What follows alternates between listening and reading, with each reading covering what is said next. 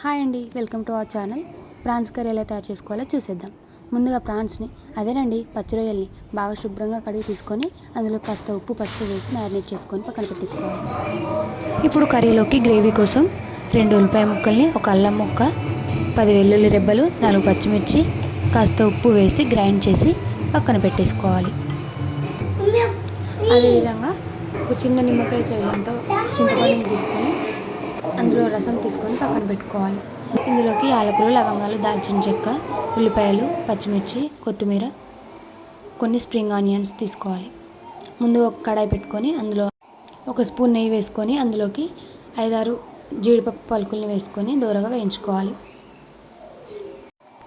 వేయించుకున్న జీడిపప్పు పలుకుల్ని మిక్సీ జార్లో వేసుకొని మెత్తగా గ్రైండ్ చేసుకొని పక్కన పెట్టుకోవాలి.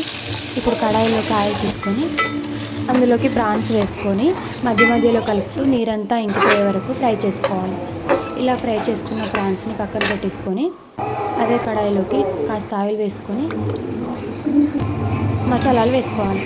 అదేవిధంగా కరివేపాకు, పచ్చిమిర్చి, ఉల్లిపాయ ముక్కల్ని వేసుకొని గోల్డెన్ బ్రౌన్ కలర్ వచ్చేంత వరకు వేయించుకోవాలి. ఇందులోకి గ్రైండ్ చేసి పెట్టుకొని ఆనియన్ పేస్ట్ వేసుకొని మిక్స్ చేసుకోవాలి. ఇందులోకి పసుపు, గరం మసాలా, ధనియాల పొడి, కారం వేసుకొని మిక్స్ చేసుకోవాలి.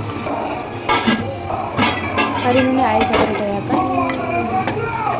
పక్కన పెట్టుకుని చింతపండు రసాన్ని వేసుకొని కొంచెం వాటర్ యాడ్ చేసుకోవాలి.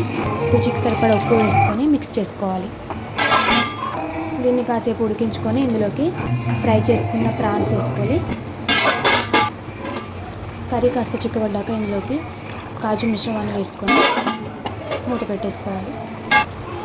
చివరగా కొంచెం కొత్తిమీర, మెంతాకు వేసుకొని స్టవ్ ఆఫ్ చేసుకోవాలి. Please do subscribe.